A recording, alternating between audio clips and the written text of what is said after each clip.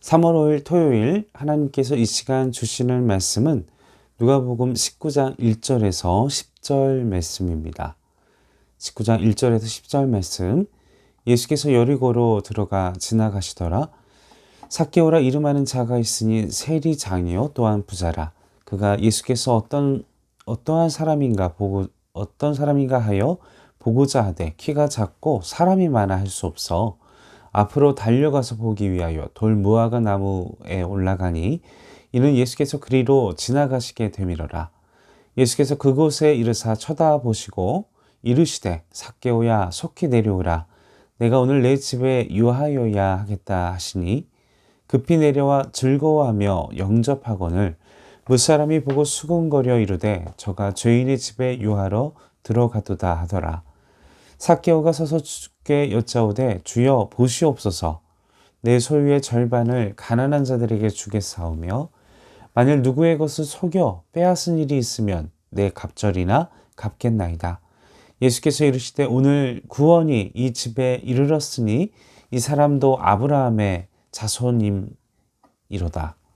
인자가 온 것은 잃어버린 자를 찾아 구원하려 함이니라. 아멘. 자, 오늘 말씀은 삭개오 이야기인 1절과 10절을 말씀으로 나누겠습니다. 예수님께서는 여리고로 지나가시게 되었습니다. 당시의 여리고는 교통과 상업의 요충지로서 그리고 종려 열매의 성이라고 불릴 만큼 대추야자 열매의 생산지이기도 합니다. 당시의 로마는 이렇게 풍성한 물류와 또한 물질적인 풍요로움을 지닌 이 여리고성을 유대의 과세 중심지로 삼았습니다. 따라서 세리들은 이 로마 제국의 권력 아래서 온갖 부정한 방법을 통해서 백성들의 등을 쳐 자신들의 물질욕을 채우고 있었습니다. 그래서 당시에 세리의 직책을 맡아 로마의 세무일에 관여한 사람들은 당시에 같은 유대인들로부터 매국노, 배교자, 반역자, 우리나라로 말하면 이제 친일파 세력으로 여겼습니다. 우리는 삭개오가 어떤 이유로 하나님과 자기 나라의 민족 그리고 자기 스스로의 양심을 외면하고 하나님 나라를 범한 이 이방인 나라 로마를 선택했는지 그 자세한 배경을 알 수는 없습니다. 그러나 그가 가지고 있는 직업의 특성상 많은 세리들을 또한 관리하는 사람의 세리들의 장이면서 또한 부자인 것으로 볼 때 하나님의 나라, 하나님의 백성과 같은 어떤 민족적인 그리고 국가관 또 역사관 또 여러 가지 애국심, 어떤 선민의식, 어떤 종교적인 어떤 그러한 그 모든 것들을 다 무시하고 불의와 타협하고 윤리와 도덕적 이런 모든 것들도 다 무시한 채 오직 수단과 방법을 가리지 않는 부정적인 방법으로 불을 쌓았을 것으로 생각됩니다. 그가 다시 말하면 그의 인생에 있어서의 최고의 가치 그리고 그 모든 것의 인생의 최고의 우선순위로 삼는 것은 바로 부라는 것이었죠. 그의 삶의 가치는 그의 인생의 목적은 명예도 아니었고 사람도 아니었고 친구도 아니었고 국가도 아니었고 어떤 오직 많은 돈을 벌어서 잘 먹고 잘 사는 것 그것이 그의 인생관이었던 예수님을 만나기 전 삭개오의 인생관이었습니다. 삭개오라는 이름은 바리새인들이 흔히 사용하는 이름으로서 깨끗하다라는 의미를 가지고 있는데 오히려 그 이름의 뜻과는 반대의 인생을 살고 있었던 것이 바로 삭개오의 인생이었습니다. 그런 그에게 19장 1절에 바로 예수님에 대한 소문을 듣게 되죠. 그리고 자기 자신이 살고 있는 그 여리고성으로 지나가신다는 이야기를 삭개오는 듣게 되었습니다. 그가 예수 그리스도 그분의 말씀 그리고 그분에 대한 소문 그분에 대한 이야기를 들었을 때 그의 마음속에는 예수 그리스도를 바라게 되는 소원하게 되는 마음이 조금씩 생겨나기 시작했고 그리고 자신의 평생 수단과 방법을 가리지 않고 돈 벌기의 혈안이 되어서 사람들에게 손가락질 당하면서도 노력해서 그 수많은 세리들의 이 세리들 중에 장이 되는 그 열정을 가지고 살아왔는데, 그리고 엄청난 부를 축적했다고 말씀에 기록될 만큼 그는 재력적으로는 성공한 사람이었는데, 그런데 여러분 생각해 보시면 고대에 있어서는요, 어떤 명예나 어떤 신분 상승이나 주된 사람들의 관심사는 오늘 하루 어떻게 먹고 살아야 되나, 지금처럼 어떤 재미를 위해서, 어떤 인생의 그 질을 위해서, 보다 나은 삶을 위해서 사는, 지금 우리가 또 뭐라고 할까, 좀 삶을 살아가면서 좀 더 고상하게, 좀 더 멋있게, 좀 더 어떻게 하면 의미 있게, 이렇게 현대인들은 그런 의미가 있다면, 당시에 고대인들은 하루 먹고 사는 것에 대한 그 고민, 그것이 그들의 살아가는 생명의 살아가는 목적, 그것이 그들의 어떤 인생의 삶의 목적이었습니다. 그런 시대의 삭개오가 부자였다라는 것이죠. 먹을 걱정도, 그리고 그 음식에 대한 문제 때문에 앞날의 걱정도 할 필요가 없었던 사람이 삭개오였다라는 것입니다. 그런데 지금 그에게 예수님에 대한 이야기를 들었을 때 그의 마음은 요동치기 시작했습니다. 다시 말하면 그렇게 수단과 방법을 가리지 않고 살아왔지만 그의 마음을 100% 완벽하게 채울 수는 없었다라는 것입니다.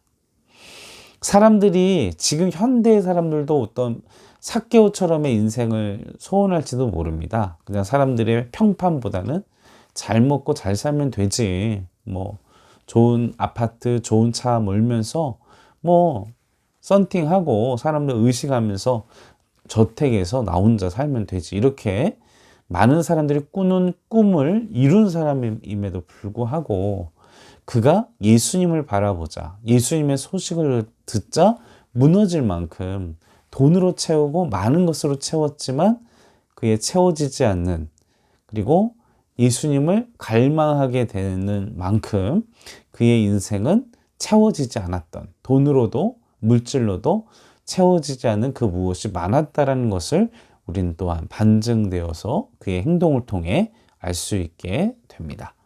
그래서 그는 예수님을 보자, 그리고 예수님을 만나자, 예수님이 가까워지게 되자, 이제 3절, 4절 말씀에 보면 액션을 취하게 됩니다. 그가 신체적으로 상당히, 지금 저도 작은 키인데, 중학생 아이들만 앞에 서도 앞이 안 보입니다. 아마 삭개오도 그런 상황이었겠죠. 수많은 군중들이 섰는데 너무나 키가 작았기 때문에 예수님을 볼 수가 없었다라는 거예요. 근데 그가 만약에 돈이 있고 권력이 있는 그런 삶의 형편에서 사람들에게 남 부러워하지 않을 만큼의 삶의 여유가 있었었는데, 만약 그런 여건이 됐다면, 아우 귀찮아, 사람들 너무 많다, 아우 땀나, 아우 냄새나, 가자, 이랬을 텐데, 그의 마음속에는 그의 부와 그가 누리고 있는 현재의 그런 모든 것들이 채워지지 않는 갈증과 갈망함이 있기 때문에 그 수많은 사람들과 그 땀내 나고, 그리고 부대 끼고, 여러분 막 그 군중에 몰려 있는 막 이 시장 한가운데 지나갈 때 얼마나 그 지나친 막 지옥철을 왔다 갔다 할 때 그 스킨십과 이 불쾌한 이런 것들, 이거를 감수하고 나서도 그냥 하면서도 안 되니까 이제 나무 위로 올라가는 열정을 보이게 되는 것이죠. 그만큼 삭개오의 마음 가운데에는 예수 그리스도를 향한 갈급함이 3절 4절에 있었다라는 것입니다. 그것을 보고 예수님이 말씀하시죠. 함께 5절과 7절 말씀을 읽어보겠습니다.